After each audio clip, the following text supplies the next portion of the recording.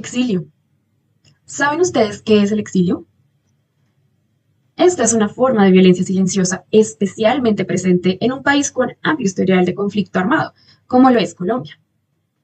El exilio no mata directamente, pero destroza familias, despoja tierras, azota a quien lo padece y sobre todo se caracteriza por despojar de toda posesión a quienes sufren de hecho, desde bienes materiales hasta algo tan intrínseco para el ser humano como lo son sus derechos. Además, el desplazamiento forzado, por su parte, ha afectado a casi 9 millones de colombianos. Tristemente, el exilio es una problemática que el Estado ha invisibilizado durante toda su historia.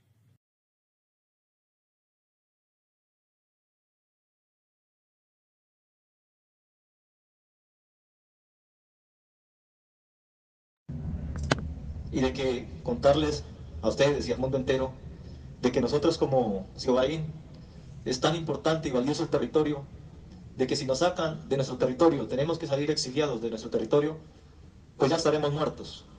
Así tengamos vida en una ciudad o en otro país, porque acabaría nuestra cultura, nuestra espiritualidad, esa forma de vivir colectivamente en el territorio.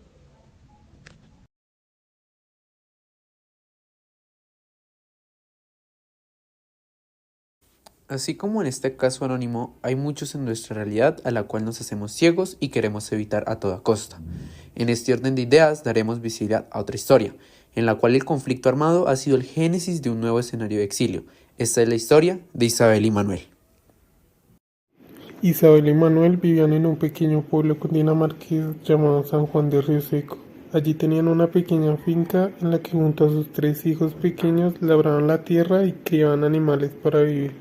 Todo era pacífico y próspero hasta que uno de los peores males de Colombia se hizo presente, las guerrillas y la violencia que traían consigo. Por miedo a las constantes amenazas y robos de sus ganados, tuvieron que abandonar todas sus pertenencias y movilizarse con sus tres pequeños hijos hacia un lugar más pacífico.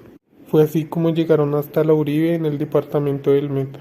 Sin ningún familiar y estando en un lugar totalmente desconocido, encontraron cobijo en una selva virgen, en donde lo único que poseían era la compañía del otro. Construyeron algo a lo que pudieron llamar hogar, en lo alto de los árboles, ya que no podían ser presa de los leones y otras fieras con las que, según cuentan, convivían en la selva. Con los años la familia creció hasta 11 miembros y los padres, preocupados por la educación y el bienestar de sus hijos, se aliaron con otros vecinos que habían conocido para crear una pequeña escuela. Sin embargo, las guerrillas que años atrás los habían hecho migrar también habían llegado a aquel pueblo.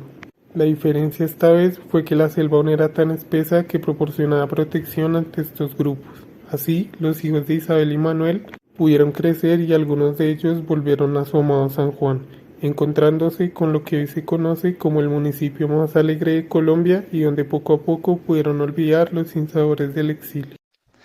Si hablamos sobre cómo afecta el ambiente al neurodesarrollo, la investigación actual en genética proporciona información en la que el ADN sufre cambios inducidos por el medio ambiente, como es el caso de la regulación epigenética y de un epigenoma que regula la expresividad de genes y es heredable.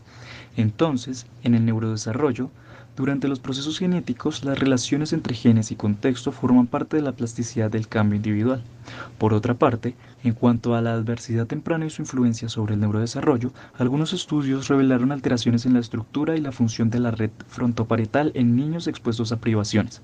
Además, después de la privación se han encontrado alteraciones en la función frontoestriatal, demostrando cómo influye la desviación de un entorno ideal en un proceso de neurodesarrollo que tiende a adaptarse ante la heterogeneidad de experiencias. Un concepto importante en todo esto es la plasticidad cerebral o neuroplasticidad, un proceso codificado genéticamente y regulado por dos factores, uno intrínseco o individual y otro generado por el ambiente o extrínseco.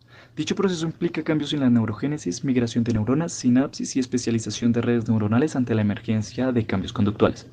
Hablemos finalmente sobre la adaptación y adaptabilidad. Los humanos tienen plasticidad biológica, o en otras palabras, una capacidad de adaptación biológica a nuestro entorno. Una adaptación es cualquier variación que pueda aumentar la aptitud biológica de un individuo en un ambiente específico. Dicho de otra forma, es la interacción exitosa de una población con su entorno. Las adaptaciones pueden ser de naturaleza biológica o cultural. La biológica varía en su duración, desde unos pocos segundos para un reflejo hasta una vida para la aclimatación del desarrollo o genética. Los cambios biológicos que ocurren dentro de la vida de un individuo también se conocen como adaptaciones funcionales.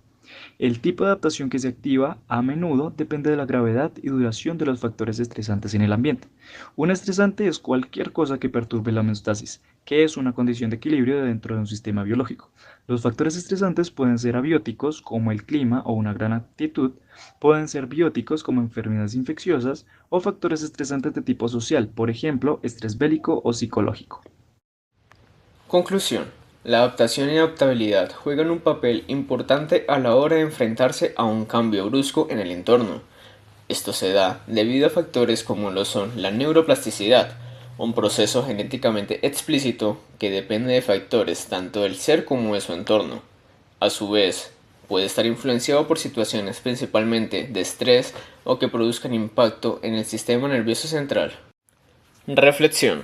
No se tiene una definición para el exilio, resultando en un concepto ambiguo, explicado por los entes de control bajo otros términos, restándole relevancia y quitándole el reconocimiento que amerita en la historia, y aún más teniendo en cuenta el conflicto armado que desde siempre ha aquejado a nuestro país.